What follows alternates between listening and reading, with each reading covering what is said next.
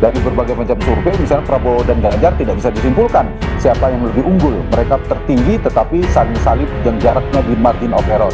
Kemudian disusul Anies Baswedan. Ketiganya punya peluang, karena itulah perbedaannya tadi menyebabkan posisi cawapres sangat penting dan menentukan. Keliru menentukan cawapres bisa menjadi blunder politik, bagian dari awal kekalahan. Sebaliknya kalau tepat memilih cawapres bisa menyulitkan bangun koalisi sekaligus menjadi potensi untuk menang.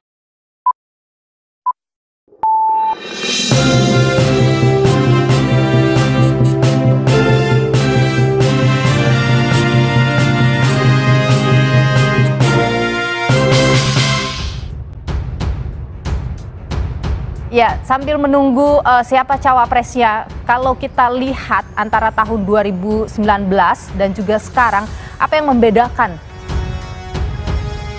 Tentu saja berbeda, karena 2019 adalah pemilu di mana ada incumbent. Dan incumbentnya bernama Pak Jokowi memiliki angka psikologis yang relatif cukup tinggi, sama dengan 2009 Pak SBY. Angkanya cukup tinggi, bahkan SBY pada saat itu di atas 60%, sehingga lebih leluasa Niluh untuk menentukan siapa cawapresnya, tidak begitu determinan posisi cawapres. Sementara 2024, 2014, dan 2004 Pilpres periode pertama di mana tanpa incumbent, maka faktor atau variabel cawapres menjadi penting. Apalagi sekarang selain tidak ada angka yang menjulang satu orang di antara capres, yang kedua di antara tiga capres yang potensial kuat ini sangat kompetitif. Dari berbagai macam survei, misalnya Prabowo dan Ganjar tidak bisa disimpulkan siapa yang lebih unggul. Mereka tertinggi tetapi saling salib yang jaraknya di margin of error. Kemudian disusul Anies Baswedan. Ketiganya punya peluang, karena itulah perbedaannya tadi menyebabkan posisi cawapres sangat penting dan menentukan. Keliru menentukan cawapres bisa menjadi blunder politik, bagian dari awal kekalahan. Sebaliknya kalau tepat memilih cawapres bisa menyulitkan bangun koalisi sekaligus menjadi potensi untuk menang. Oke, tapi kalau Anda melihat bagi ketiga bakal calon presiden ini yang paling aman, mereka memilih dari struktur partai atau di luar dari itu misalnya? Tergantung kebutuhan berbeda ya. Kalau Mas Ganjar sudah didukung oleh PD Perjuangan, tanpa berkoalisi pun sudah selesai. Sebenarnya bisa diusung. Kuncinya memang ada di Ibu Mega. Bagaimana Ibu Mega merestui siapa, memilih siapa. Kalau Ganjar Pranowo. Tapi faktor kemenangan juga perlu diperhatikan dari sisi Ganjar. Jadi kandidasi sudah selesai, dari eleksinya, soal winning di electionnya yang perlu diperhatikan.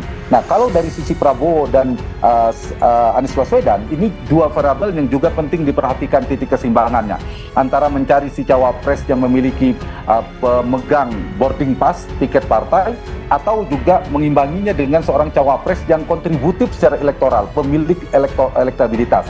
Nah, dua hal ini yang harus dipegang. Nah, kalau sekedar menjadi capres dan cawapres, Niluh, sudah selesai. Pak Prabowo dengan Caimin tinggal deklarasikan, Mas Anies dengan AHY, Mas AHY sudah dideklarasi, sudah bisa. Tetapi menurut saya tidak cukup menjadi kandidat, tapi mereka juga harus mengkalkulasi potensi kemenangan. Karena itu menurut saya, kalau melihat potensi kemenangan harus dilepaskan, bukan soal partai dan non-partai. Dan kemungkinan dari data-data tadi survei kita lihat adalah figur-figur non-partai tampaknya relatif lebih kompetitif secara elektoral, secara elektabilitas. Tetapi di saat yang sama harus punya akseptabilitas, tingkat penerimaan dari partai politik, dari pemilik boarding pass. Anies dari non partai barangkali bisa mempertimbangkan antara AHY dan Khofifah, tapi AHY dari partai bisa lebih oke karena non partai dan partai. Kalau Prabowo dari partai politik mungkin dari non partai akan lebih dominan dipertimbangkan. Yang menguat saya lihat antara Caimin ya, pemegang boarding pass, dan Erick Thohir belakangan disebutkan juga yang dari non partai. Nah, mungkin dari non partai bagi Prabowo mungkin akan lebih dipertimbangkan. Tapi kalau melihat situasinya sekarang di partai politik dan juga koalisi yang bergerak begitu, Anda melihat mungkinkah partai-partai koalisi itu akan menerima kalau ternyata itu di luar dari partai politik? Justru bisa menjadi titik tengahnya, jalan tengah. Saya kasih contoh misalnya Prabowo.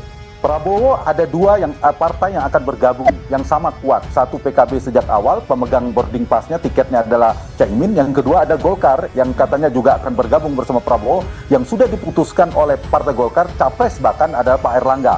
Nah, posisi cawapres itu diperebutkan kedua-duanya.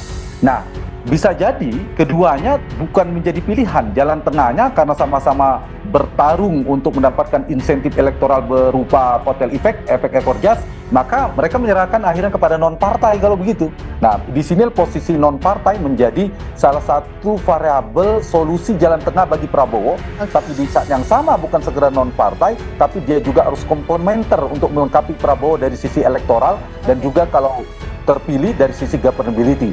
Ini yang saya kira menjadi faktor. Kemudian di Pak Anies misalnya, variabel non-partai ini agak dominan karena begitu beda dengan Prabowo satu partai sudah cukup. Kalau di Anies itu butuh 3 partai.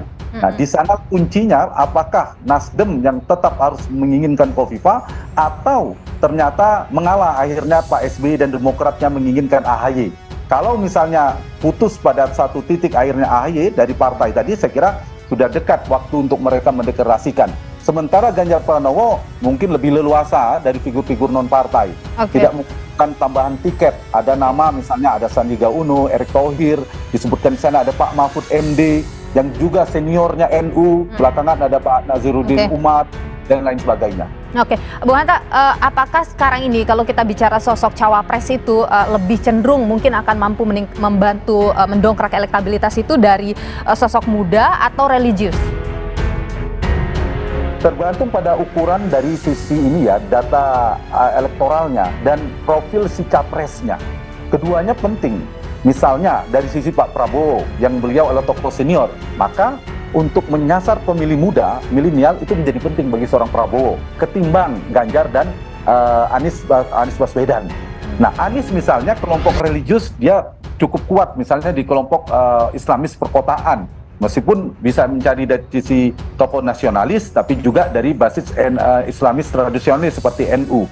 Jadi ini tergantung kebutuhannya. Yang sifatnya komplementer. Kalau saya ditanya apakah dua-duanya penting kedua-duanya. Yang penting dia melengkapi. Misalnya Pak Prabowo sudah militer, wakilnya jangan militer dong, berarti harus sipil.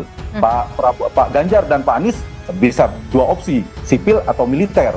Kalau dia sudah merepresentasikan kelompok religius, dia diperkuat dengan kelompok nasionalis. Kalau sekarang, kalau kita lihat Ganjar dan Prabowo itu sama-sama merepresentasikan kekuatan nasionalis, maka perlu dipertimbangkan dari cawapres yang punya basis religius. Artinya tidak dia berjejaring dengan organisasi keagamaan misalnya begitu. Baik, Bu Hanta Yuda, ada sejumlah nama yang kemudian sering disebut ya, misalnya Erick Thohir, kemudian Sandiaga Uno, Ridwan Kamil. Potensinya Anda lihat bagaimana?